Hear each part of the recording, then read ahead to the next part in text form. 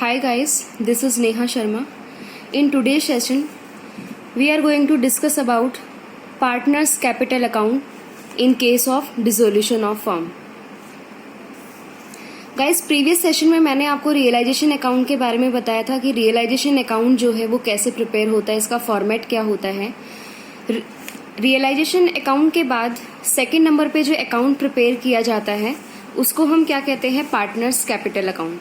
Partners capital account जो है guys आपने फर्स्ट चैप्टर के अंदर भी मैंने आपको पढ़ाया था. फर्स्ट चैप्टर में मैंने आपको बताया था कि profit and loss appropriation account कैसे बनाया जाता है, पार्टनर्स कैपिटल अकाउंट कैसे बनाया जाता है. ठीक है, जैसे हमने फर्स्ट चैप्टर के अंदर पार्टनर्स कैपिटल अकाउंट बनाना सीखा था कि पार्टनर्स कैपिटल अकाउंट जो होता है वो 2 टाइप्स का होता है, ठीक वैसे ही डिसोल्यूशन के केस में भी वही रहेगा.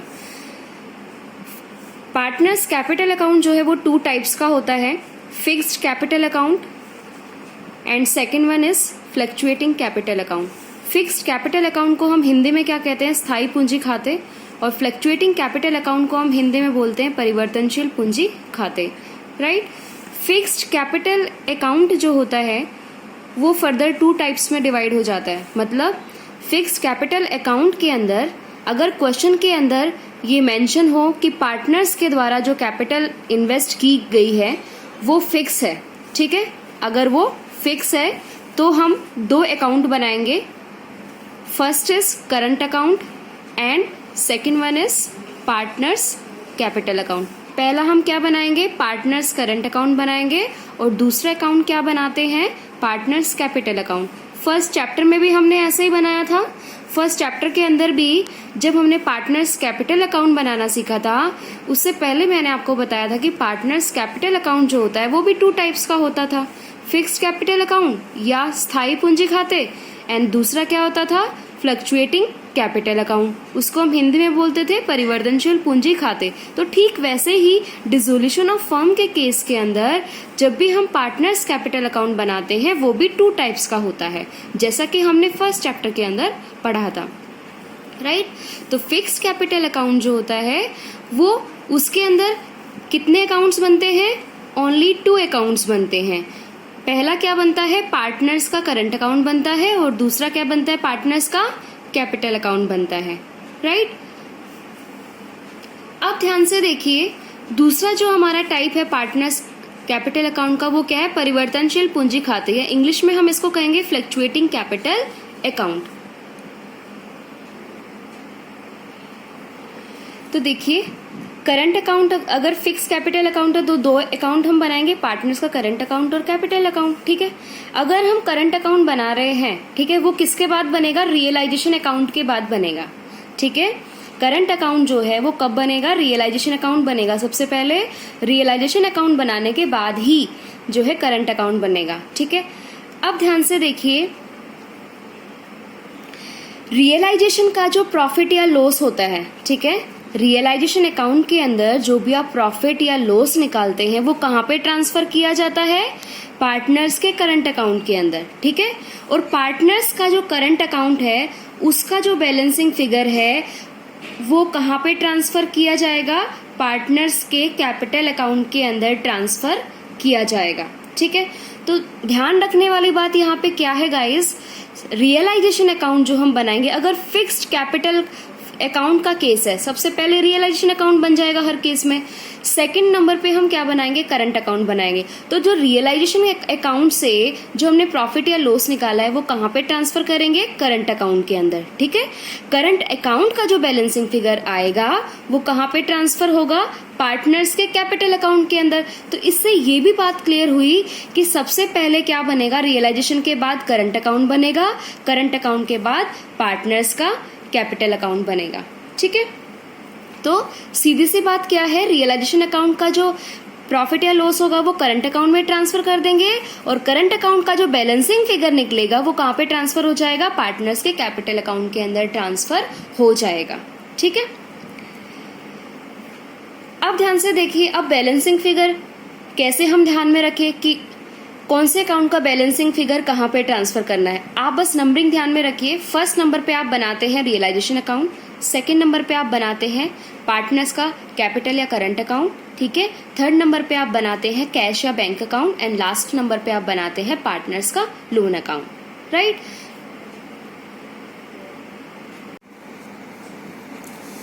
अब हम बात करेंगे पार्टनर्स कैपिटल अकाउंट की, ठीक है। करंट अकाउंट का जो बैलेंसिंग फिगर था वो आपने कहाँ पे ट्रांसफर करा, पार्टनर्स के कैपिटल अकाउंट में आपने ट्रांसफर कर दिया। अब ध्यान से देखिए गाइस, मैंने आपको बताया था, देखिए पहले रियलाइजेशन अकाउंट बनता है, सेकंड नंबर पे पार्टनर्स का कैपिटल अकाउंट बनता है। पार्टनर्स का कैपिटल अकाउंट भी हमने बना लिया करंट अकाउंट के बाद, ठीक है। अब ध्यान से देखिए, पार्टनर्स कैपिटल अकाउंट के बाद हम क्या बनाते हैं, कैश या बैंक अकाउंट बनाते हैं। तो इसका मतलब क्या है कि पार्टनर्स कैपिटल अकाउंट के ठीक बाद क्या बनेगा, कैश या बैंक अकाउंट बनेगा।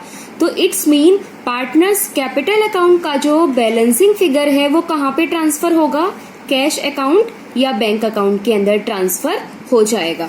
तो इसी पॉइंट को मैंने यहाँ पे इलेबोरेट किया है।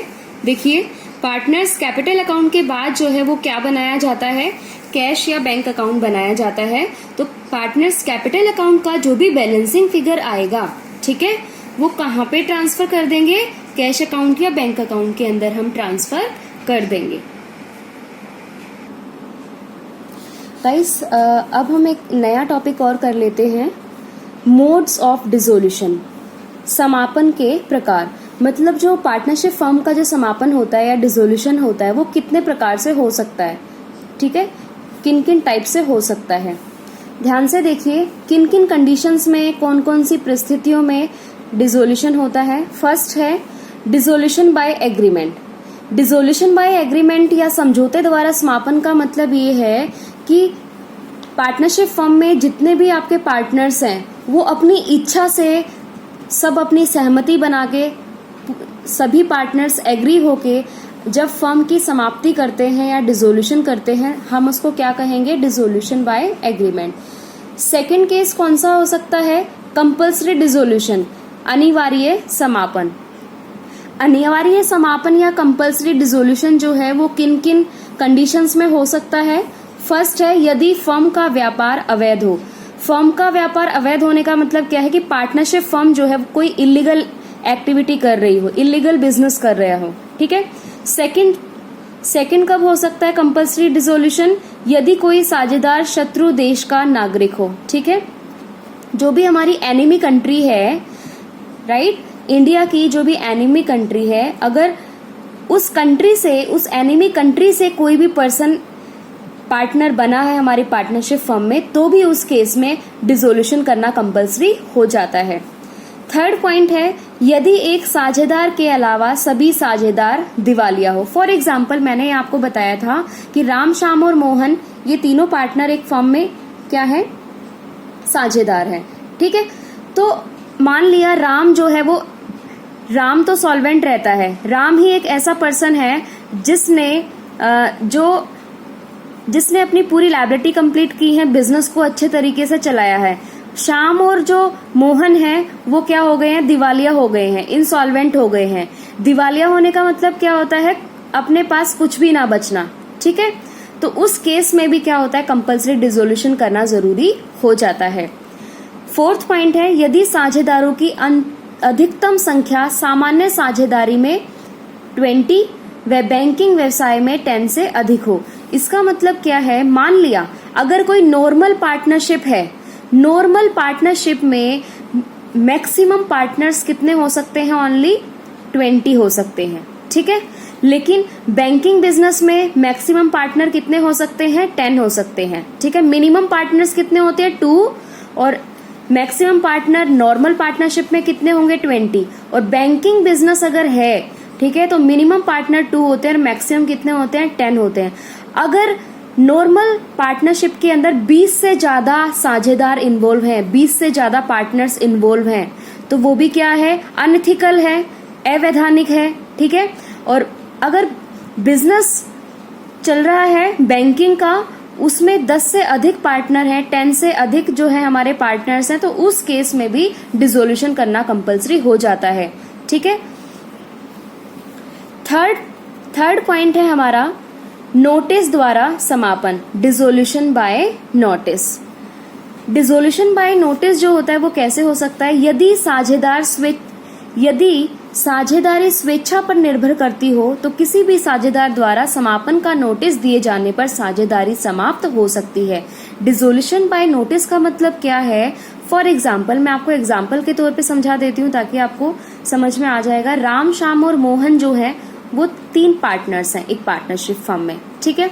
जब उन्होंने पार्टनरशिप फर्म स्टार्ट की थी, जब पार्टनरशिप डीड बनाई थी, ठीक है, उस टाइम पे ये डिसाइड हुआ था कि इन फ्यूचर अगर हम चाहें हमारी मर्जी से किसी भी टाइम जो है फर्म का समापन कर सकते हैं, फर्म को डिसॉल्व कर सकते हैं, ठीक है।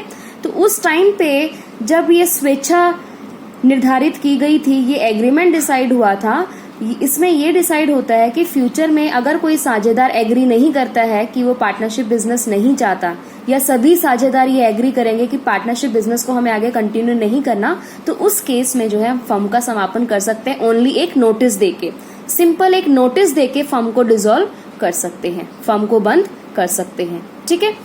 4th पॉइंट जो है वो है हमारा dissolution by court. Dissolution by court का मतलब क्या है कि न्यायालय द्वारा समापन, ठीक है। किसी भी साझेदार के आवेदन पर न्यायालय निम्नलिखित परिस्थितियों में फर्म के समापन का आदेश दे सकता है। कोर्ट जो है, ऐसी कौन सी कंडीशन है जिसमें कोर्ट ये डिसाइड करेगा कि फर्म को बंद करना है? पहली कंडीशन क्या है? यदि कोई साझेदार मानसिक रूप से अस्वस्थ हो, ठीक है। अगर कोई पार्टनर जो है वो मेडिकली अनफिट है, राइट, या मेंटली डिस्टर्ब है, तो उस केस में वो इतना एफिशिएंट नहीं होता है, वो इतना एबल नहीं होता है कि पार्टनरशिप फर्म के डिसीजन इजीली ले पाए। तो उस केस में जो है कोर्ट यह आदेश देता है कि पार्टनरशिप फर्म जो है वो बंद हो जानी चाहिए। सेकंड कंडीशन क्या हो सकती है? यदि कोई भी सक्रिय साझेदार स्थायी रूप से अपाहिज हो जाए और साझेदार के रूप में अपना कार्य करने में असमर्थ हो। फॉर एग्जाम्पल, कोई भी पार्टनर है जो पार्टनरशिप फर्म में अपना बिजनेस कर रहा है, ठीक है, वो पैरालाइज हो जाता है,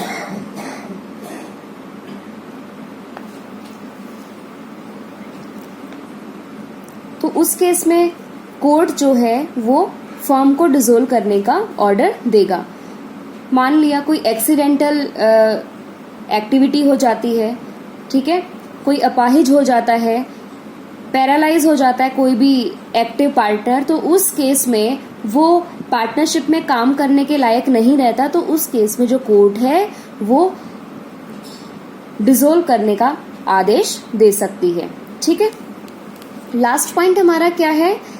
कोर्ट किस केस में फर्म को बंद करने का आदेश देगी? यदि कोई भी साझेदार दुराचार या दोषी हो जो कि फर्म के व्यापार को प्रभावित करे, ठीक है।